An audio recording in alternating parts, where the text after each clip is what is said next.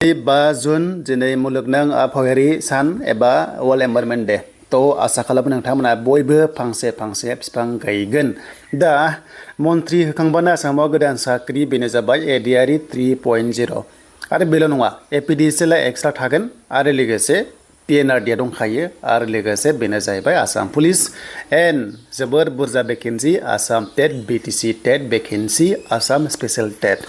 जेराव बर' मिडियाम आरो लोगोसे गार' मिडियाम बा गुबुन मिडियाम लानानै आरो बिटिसि साख्रिनि रिप्रसेस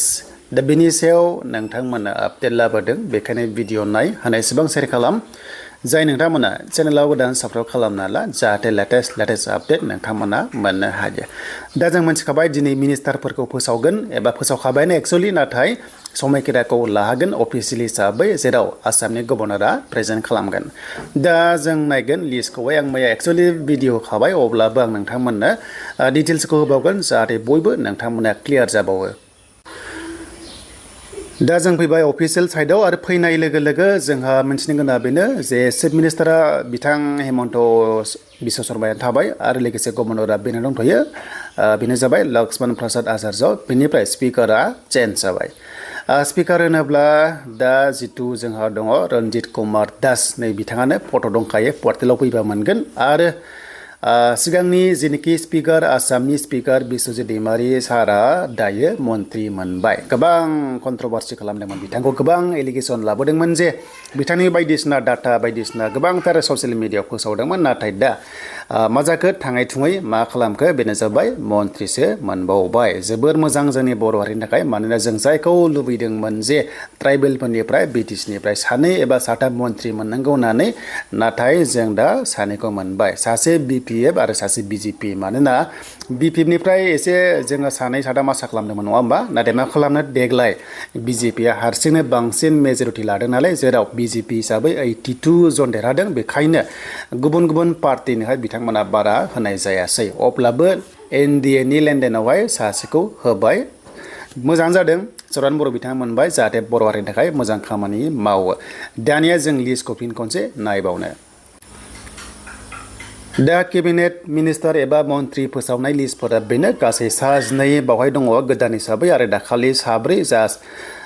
साब्रै गासै 16 जाबाय 16 जन जाबाय बिनि गेजेरावहाय नोंथांमोना मोनदों 4 नाम्बाराव बिश्वजित दैमारि दङ दा बिथाङा मा डिपार्टमेन्टखौ मोनगोन बे उननि बाथ्रा बेखौहाय जोङो 7 जनावहाय मोनथिनो हागौ बा दिनैबो साफा सानै मोनथिनो हागौ नाथाय लासै जों मोनथिलांबाय थागोन जायखिजाया बेसो जे मोनबाय आरो साफा सानैया दंखायोमोन आरो सानैसोया गोदान जादों देग्लाय दा रनजित स्पिकारखौ बिथाङा इडुकेसनावनो मोनफिननो हागौ दा जोंहा बेजोंहाय सोमोन्दो दं टेटनि सायाव दा जों टेटखौ सावरायनोसै दा जों फैबाय डिडब्लिउआव दा आसाम स्पेशेल टेट एप्लाइ जाना दङ बर' मिडियामनि थाखाय मोजां खबर नाथाय पस्टिंआ नन बिटिसिआवसो जागोन दे आरो आसाम स्पेशेल टेट पास जायोबा नोंथांमोना बेनिफिट्सआ बेनो जे आसाम टेट एप्लाइ खालामनो हागोन बेनिफ्राय बिटिसि टेटआवबो नेक्स्ट लेभेलाव एप्लाइखौ खालामनो हागोन आरो सि टेट पास जाबा मोनथाम ट्रिपल दङ बेनो जाबाय आसाम टेट अके बेनिफ्राय बिटिसि टेट आरो लोगोसे सि टेट बे मोनथामाव नोङो एलिजिबल जागोन आरो साख्रि मोनगोन जुदि काटअफआव जुदि नोंथाङा गोरोबोब्ला आरो डिडब्लिउआव भेकेन्सिखौ दाबावैनो फोसावसिगोन आरो बे जेनोखि आसाम स्पेशेल टेट एग्जामा जुलाइ आगस्टआव जानाय चान्सआ दङ जेब्ला एडुकेसन मिनिस्टारा दिनै फोसावजासिगोन बा हमना ला गाबोन समफोरनि गेजेराव होमबानो अफिसियेल नटिस फैसिगोन आरो पस्टआ एडुकेसन सेक्टरावहाय 50,000नि बारा दङ एलपि इउपि जिटि पिजिटिखौ लानानै बेखायनो जायफ्रानोखि डिप्ल'मा दङ नोंथांमोना बयबो रेडि जाखादो मानोना मन्त्रि दायथ'आ दिनै खांनाय लोगोनो आसामाव साख्रिनि अफिसियेल नटिफिकेसन फैथारसिगोन बारा गोबाव गैला थ' बेखौ जों मोनथिबाय नाथाय डिडब्लिउआवबो ग्रेड 3 आरो लोगोसे ग्रेड 4 पस्टआ गोबां दङ नाथाय बे हाबगोन एडिआरि 3.0 हाबगोन अब्ला बे एडिआरि 3.0आ माब्ला ओंखारगोन जों बेखौबो दा सावरायनोसै दाना जों फैबाय पर्टेलाव आसामनि पर्टेलाव बावनो एडिआरि नटिस फैयोबा बेयावनो फार्स्ट टाइम रिलिजखौ खालामनाय जागोन दा बेनो जे दिनैनिफ्राय मन्त्रिया होजोब्बाय जेब्ला दा बेखायनो मोनसे माने दादों कमिटि बेनो जाबाय टास्क फर्स अके बेनो जाबाय स्पेशेल टास्क फर्स बिथांमोना 90 days टाइम लादों दा बिथांमोना मा खामानि मावगासिनो दं अके बे खामानि मावगासिनो दं बिथांमोना खामानिया जोबनाय लोगो लोगो मन्थ्रिफोरनो रिपर्टखौ होगोन जे बबे डिपार्टमेन्टनि मन्थ्रिया सोर गोग्लैयो बेनो रिपर्टखौ होनानै हमना ला PNRD आव इसखिनि पस्ट दं होननानै हमना ला 5000 पस्ट दं होननानै एग्जाम्पल बियो रिपर्टखौ होनानै मोनसे कम्बाइन हिसाब खालामनानै गासैबो डिपार्टमेन्टआ जमा लोगो नांनानै मोनसे नटिसखौ होसिगोन बेनो जाबाय ADRE 3.0 दा बेखायनो जुलाइआव आरो लोगोसे आगस्टआव अफिसियेल नटिस फैनाय चान्सआ दङ बेनिफ्राय अक्ट'बर नभेम्बराव एग्जाम जानाय चान्सआ दङ बेनो जाबाय ADRE हिसाबै नाथाय एपइन्टमेन्ट लेटारा 2027 आवसो मोनहैनाय चान्सआ दङ बेनो जाबाय ADRE आव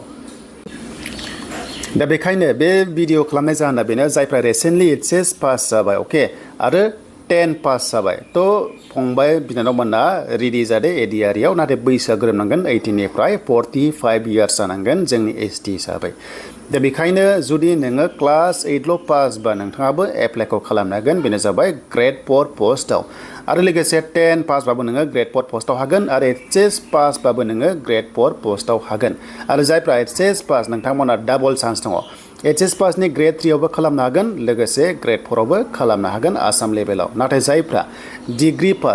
पासफोरा HS पासआवबो खालामनो हागोन आरो डिग्री पासआवबो खालामनो हागोन नाथाय ग्रेड 4 पस्टआव नोङो खालामनो हानाय नङा मानोना आसामना क्राइटेरिया दाना डिग्री लेभेला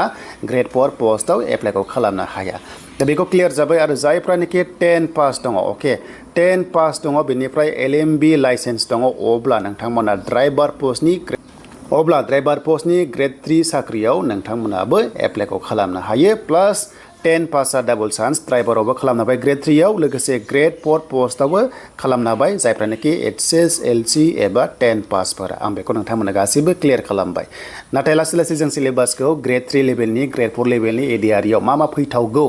बेनि सिलेबासखौ जों नेक्स्ट लेभेलाव लाबोगोन जाहाथे बयबो रेडि जाखायो मानोना अक्ट'बर एबा नभेम्बराव बिनि एग्जामा जानो फैगासिनो ADRE लेभेलाव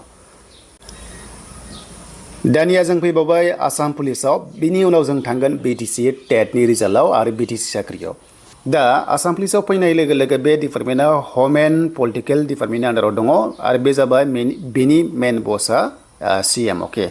CMआ बेखौ नायो दा बेखायनो CMआ जेब्ला अर्डार होगोन आसाम पुलिसनि फिजिकेल टेस्टआ हरखाबै जागोन आरो दा बेखायनो प्रेक्टिसाव थाबाय दा PhDया जानोबो हागौ थाबैनो अके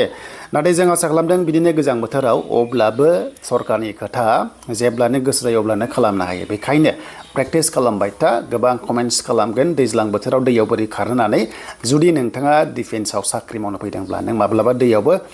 हाबनांगोन माब्लाबा नों हाग्रायाव हाबनांगोन बेखायनो आं होनो जे नोंथांमोना प्रेक्टिसाव थाबाय था PhDनि थाखाय अके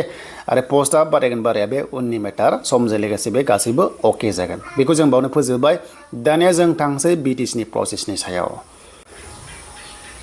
दा जों फैबाय फार्स्टआवनो BTCनि टेटनि सायाव मानोना आं टेटखौहाय नम्बर 1 प्रायरिटि होगासिनो दङ जोंनि बर' मिडियामनि थाखाय LP स्कुलाव फोरोंगिरिया खम जागासिनो दङ जोंनि स्टुडेन्टस लेभेला गोबांथार खस्थ' मोनगासिनो दङ बेखायनो आं आसा खालामो रिक्वेस्ट खालामदों BTC सरकारा जाहाथे थाबनो एपइन्टमेन्टखौ होयो नाथाय बाव BTC होननाय लोगो लोगो नैबे BTCआ नैबे आसामनिफ्राय माखासे गाइडलाइन्स अर्डारखौ फल' खालामनांगौ जायो एडुकेशन सेक्टराव दा नायदो दिनैसो मन्थ्रि दायथ' होदों आरो बे मन्थ्रियाव सोर एडुकेशननि मन्थ्रि मोनगोन बे रोखा जाथ'वाखै नाथाय जों सानदों बुजिदों रनेश गगৈ बिथाङा थाबावनो हागौ बेखायनो दा बेखौ फोजोबखांनाय लोगो लोगोसो आसामनिफ्राय दिसपुरनिफ्राय मोनसे बिथोन हरगोन जे नोंथांमोना BTCनि ग्रेड 3 आनो जा बा हमना ला एडुकेशन सेक्टराव आरो बे टेटआ बेखौ नोंथांमोना होदो एबा होनो हासिगौ होननानै जेब्ला अर्डार हरगोन ना नटिफिकेसन हरगोन अब्ला BTCआ बेनि रिजाल्टखौ एपइन्टमेन्टखौ होनो हागोन दा होनो हायो जाना बेनो जे जोंनि आसाम स्टेटआव एडुकेशन मिनिस्टार दा गैथ'वा जायनि जाहोनाव दा BTCआव साख्रिबाबो माखासे गोबां खामानिया एडुकेशन सेक्टराव जायो नालाय मन्थ्रिनि गोबां माखासे दायथ' थायो बा डिपार्टमेन्टनि दायथ' थायो दा डिपार्टमेन्टआव मालिकानो गैथ'वा नालाय बेखायनो होथ'वाखै दा दिनै होखांनाय लोगो लोगो मन्थ्रि फोसावनाय लोगो लोगो नेक्स्ट लेभेलाव नैबे जुन दानावनो BTC टेटनि रिजाल्टआ गनाय चान्सआ दङ BTC टेटनि रिजाल्टआ जुन दाननि लास्ट सप्तायाव गनाय चान्सआ दङ LPUPआ आरो बे जोबनाय लोगो लोगो GT आरो PGTआबो फैगोन जुदि थाबनो सरकारा BTCआ SIU एप्रुभ खालामना लाबोनो हायोबा थ' बे GT PGT पस्टआबो फैगोन नाथाय LP लेभेला SIUआव दंखायो थांनाय बोनाय सरकारानो SIU खालामखानाय बे LPUPखौ अके एन्ड फैबाय लास्टआव बेनो जाबाय BTCनि ग्रेड 3 ग्रेड 4 साख्रि अके बिनि प्रसेसा जानो फैगासिनो केन्सेल थाङाखै प्रसेस হ'বলৈ গৈ আছে ঠিক আছে এতিয়ালৈকে কেনসেল হোৱা নাই যোনে যোনে বড়ো বুজি নাপায় মই ক'লো যে কেনসেল হোৱা নাই প্ৰসেছ অতি সোনকালে হৈ যাব তোমালোকে প্ৰেক্টিছ কৰি থাকিবা আৰু যোনসকলে গ্ৰেজুৱেট লেভেলত এক্সাম ক্লিয়াৰ কৰি থৈছিলে তেওঁলোকে গ্ৰেড 3 কাৰণে স্কিল টেষ্টৰ কাৰণে প্ৰেক্টিছ কৰি থাকিবা হ'বলৈ গৈ আছে টেনচন নল'বা জুন জুলাই মাহত এটা নহয় এটা অফিচিয়েল নটিফিকেশ্যন জাৰি কৰা হ'ব ফ্ৰম CSB दा बेनो नोंथांमोना जाहाथे कन्टेन्टखौ बुजिबाय